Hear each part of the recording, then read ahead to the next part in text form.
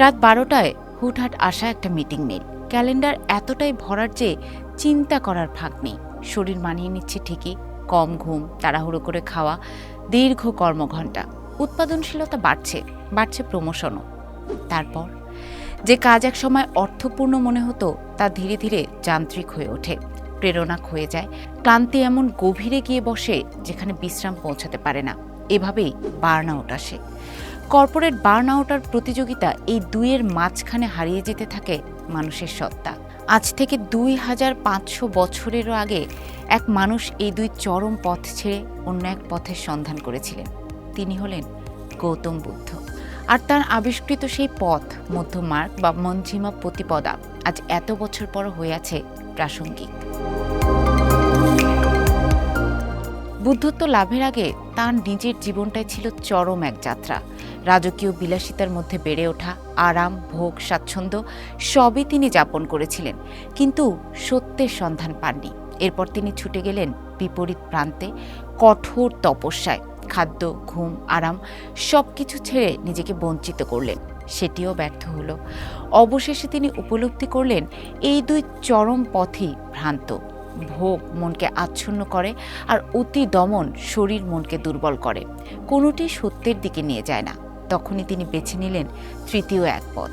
মধ্যমার্গ কোনো আপোষ নয়, কোনো গড়পড়তা পথও নয়। এটি এক সূক্ষ্ম জীবনবোধ, যেখানে অতিরঞ্জিত জীবন ও বঞ্চনা উভয়কেই অতিক্রম করে এক ভারসাম্যপূর্ণ সচেতন জীবনযাপন। বুদ্ধের সময় আর আমাদের এই সময়ের মধ্যে এক আশ্চর্য মিল আছে।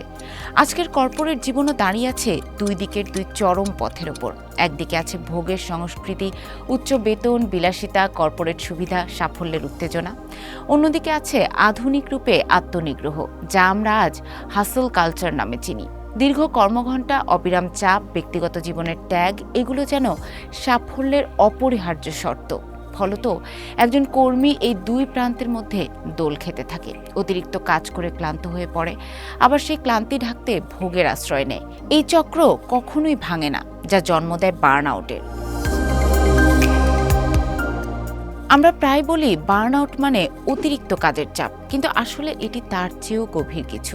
বার্ন আউট হলো এক ধরনের অসামঞ্জস্যতা। যখন পরিশ্রম অর্থহীন হয়ে পড়ে, যখন উচ্চাকাঙ্ক্ষা একসময় বাধ্যবাধকতায় পরিণত হয়, তখন বিশ্রামকে দুর্বলতা মনে হয়। তখনই এই অবস্থার সৃষ্টি হয়। মনস্তাত্ত্বিকভাবে বার্ন আউটের লক্ষণগুলো হলো চরম মানসিক ক্লান্তি, কাজের প্রতি অনাগ্রহ, অর্জনের অনুভূতি ক্ষয়। বৌদ্ধ দর্শনে এর শিকড় খুঁজে পাওয়া যায় তৃষ্ণা বা আকাঙ্ক্ষার মধ্যে। এই তৃষ্ণায় মানুষকে এমন এক চক্রে আটকে রাখে যেখানে সন্তুষ্টি সাময়িক আর পরিশ্রম চিরস্থায়ী। বুদ্ধ একবার বলেছিলেন, একটি বীণার তার যদি খুব টানটান করা হয় তা ছিঁড়ে যায়, আবার যদি খুব ঢিলে রাখা হয় তাতে কোনো সুরই ওঠে না। এই উপমা আজকের কর্মজীবনের জন্য যেন এক নিখুঁত প্রতিচ্ছবি। অতিরিক্ত চাপ বার্নআউটের দিকে নিয়ে যায়, অতিরিক্ত শিথিলতা অর্থহীনতার দিকে নিয়ে যায়। মধ্যমার্গ হলো সেই অবস্থান যেখানে কাজ আছে কিন্তু তা ধ্বংসাত্মক নয়, উচ্চাকাঙ্ক্ষা আছে কিন্তু তা গ্রাসকারী নয়। আজকের পৃথিবীতে পরিশ্রম মানেই যেন সীমাহীন প্রচেষ্টা, যত বেশি তত ভালো। কিন্তু বুদ্ধের শিক্ষা ভিন্ন। তিনি বলেন, সঠিক প্রচেষ্টা মানে সচেতনতা, ভারসাম্যপূর্ণ প্রচেষ্টা, উদ্দেশ্যমূলক কাজ। এই ধারণা আধুনিক কর্মসংস্কৃতির একটি বড় ভুলকে সামনে আনে। বেশি চাপ নিলে বেশি সফল হওয়া যায়। মধ্যমার্গ বলে সাফল্য আসে সঠিক পরিমিতি থেকে, অতিরিক্ততা থেকে নয়।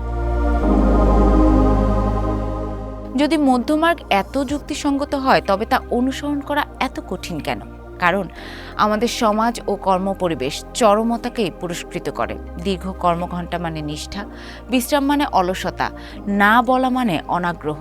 এই পরিবেশে ভারসাম্য যেন এক ঝুঁকি। এটি এমন এক বিভ্রম যেখানে ব্যস্ততাকে মূল্য আর অতি পরিশ্রমকে সাফল্য মনে করা হয়। মধ্যমার্গ আমাদের এই ভুল ধারণাকে প্রশ্ন করতে শেখায়।